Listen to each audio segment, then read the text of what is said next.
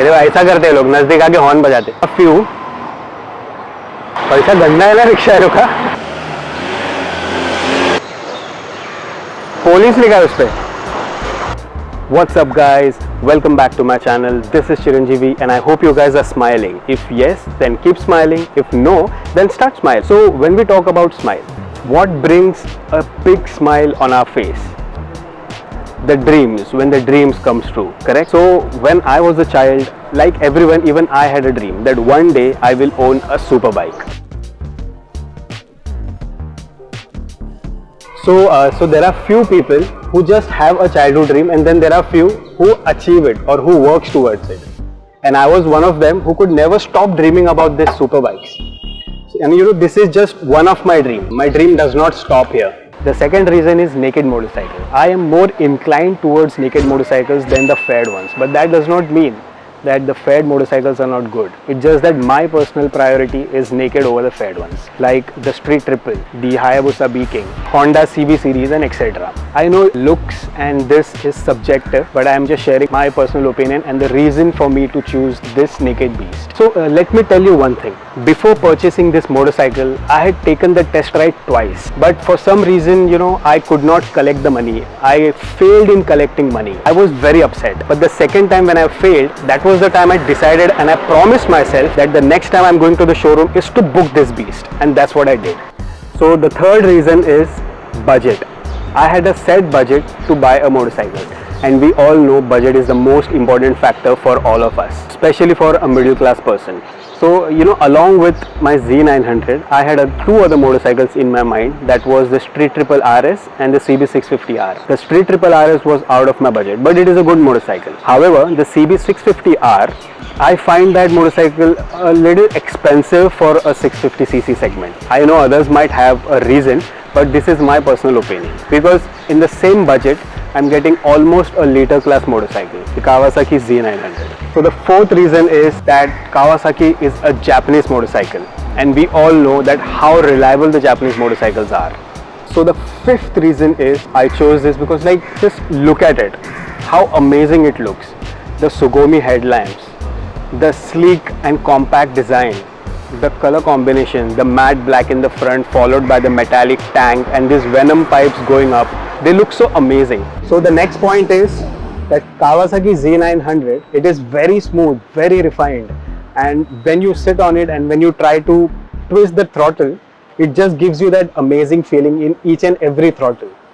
And you know, after the upgrades, the new model, it has become even more attractive and fulfill all your needs. So next point being is, let's talk about the specifications of this beast. So this is a 948cc inline 4, which produces 125 horsepower and 92 Newton meters of torque. It comes with dual channel ABS and slipper assist clutch. It comes with 3 levels of traction control and 4 riding modes: rain, road, sports and rider, wherein you can customize the power of your motorcycle. Also, the TFT display looks amazing. It is fantastic. It comes with 2 modes, day and night. And you know, you can connect your phone with your motorcycle. There is an option when you get a call or a message or email, you get a small icon on your display. You would not get an actual name of the person who's calling, but just a small icon. Also, Kawasaki has an own app, Rideology, wherein you can connect your bike with the mobile phone, and then you can track your service, maintenance and other stuff. So the brake response is also quite good. It comes with Nissin calipers, which works very well. The shock absorbers does the work very well. Also, you know, the build quality of all the buttons used, like the indicators buttons, the kill switch or the parking light, all these buttons, the quality is very nice. The brake lever as well as the clutch lever, it comes with 5 stages of adjustments, which you can do it using your fingers. So the next point is the height and the ergonomics of the motorcycle. It has a very compact and the sleek design, and you see the height. I am 5 feet 10 inches tall, and you can see my feet are touching to the ground quite efficiently. I don't have to do tippy toes. So I feel people who are shorter than me, or you know, I have a friend who is 5 feet 5 inches tall, and he can ride my motorcycle quite efficiently. Also, the handlebar, you know, it's not very committed, neither very upright. It's quite perfect. So it becomes very easy to maneuver in traffic and short spins. So this becomes another reason for me to choose this motorcycle. So the another point is, being a big bike, the service cost is also not very expensive. It's quite affordable for a liter class motorcycle. I will try to make a video on my service of Z900 and I will show you guys how exactly or what exactly it costs. It costs around 7 to 8,000, which I feel is quite reasonable for a liter class motorcycle. So these are the few points because of which I chose my Z900. You can consider this as pros as well, but the list goes on. I don't want to be biased. That's my motorcycle, so it should not be like I'm talking only the positive things about it. Like all the human beings, like everything, even that has some cons. So let's discuss that. So the first con is the headlamps. They look so amazing. However, the power is not that great. During low lights, I felt that it should have been more powerful so that it gives us better vision. So that is the first con which I would suggest. So the second con is the pillion seat. The pillion seat is very hard and very small. Can you see this? This is this small and it is so hard. You can't even try to press it.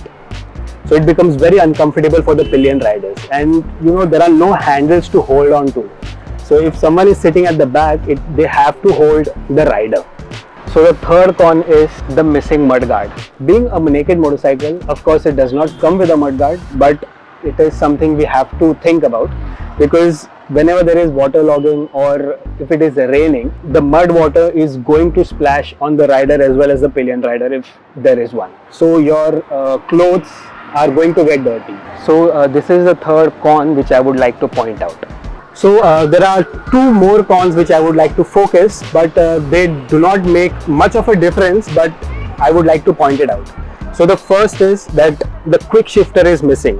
However, it is not something which is required in all the motorcycles, but yes, being a big bike, I think it would have been an added feature. However, I am used to not using it, so it does not matter to me that much. And another con would be, that is something which I really hoped that it should have been there, that it has an amazing TFT display, but it does not has the navigation system. So that is something I really hope, because with a beautiful TFT display like this, and navigation system would have worked amazingly well. So the last con, it's not a con actually, like I would say it is something we all have to live with, is the heating engine. This is a big bike, the engine is going to heat up and we all have to live with it. So apart from that, I don't think so there are any more cons as per me.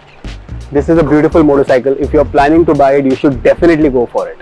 So that's all for today. If you found this video helpful, do give me a thumbs up. If you like this video, subscribe to my channel. That will encourage me to make more videos. If you have any more questions regarding the Z900, do let me know in the comment section and I will definitely respond.